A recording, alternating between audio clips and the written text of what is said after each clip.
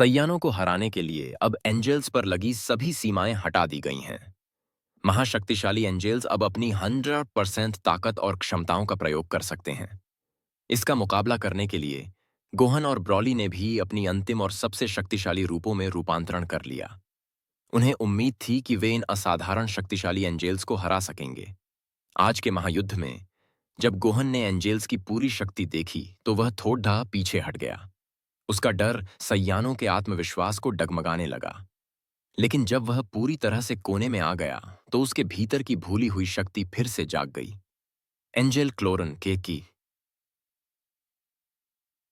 Chlorine आय न कहा ने लड़ाई का आकलन करते हुए कहा, लगता है तुम सैयानों ने अपनी असली क्षमता छिपा रखी है। ये वाकई तारीफ के काबिल है। लेकिन सोचो, तुम जैसे सामान्य प्राणी अगर इतनी शक्ति तक पहुंच सकते हो तो ये सिर्फ एक शुरुआत है। कुस सियुस ने जोड़ा, सामान्य प्राणियों को इतनी शक्ति के साथ कभी बनाया ही नहीं गया था। अरबों साल पहले जब पहला मानव बनाया गया था तो लॉर्ड जेनो को वह बहुत पसंद आया।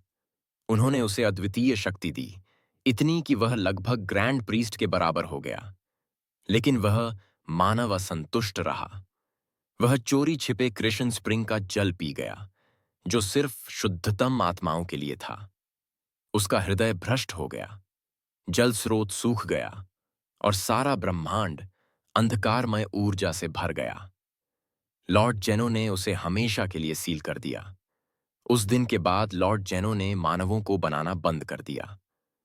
लेकिन अंततः अकेलेपन और शून्यता के कारण उन्होंने एक नया प्रयोग किया, सीमाएं जो टूट सकती हैं। अब सैयानों ने उन्हीं सीमाओं को तोड़ा है। जैसे ही क्लोरन अपनी बात पूरी करने वाला था, वेजिटा गुस्से से बीच में कूद पड़ा। बकवास बंद करो। मेरा परिवार तुम्हारे जैसे देवताओं की साजिशों का शिकार हुआ है।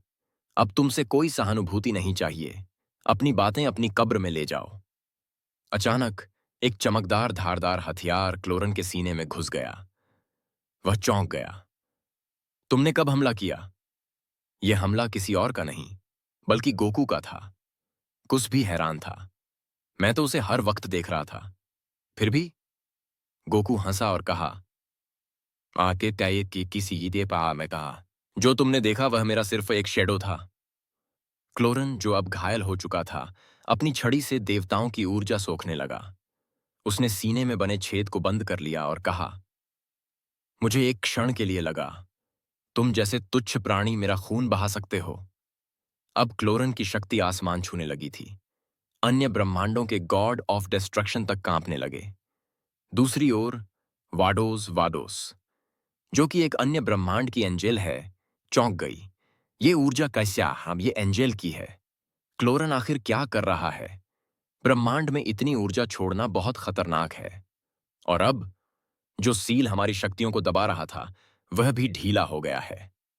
वाडोस तुरंत लॉर्ड जेनो के महल की ओर रवाना हो गई। इधर युद्ध फिर से शुरू हुआ। गोकू और वेजिटा अपने सर्वश्रेष्ठ रूपों में एंजेल्स से भिड़ने लगे। गोकू अब 100x Kaioken plus ultra instinct stage 3 तक पहुंच गया। वह एक शक्ति थी जो खुद ग्रैंड प्रीस्ट के लिए रखी गई थी।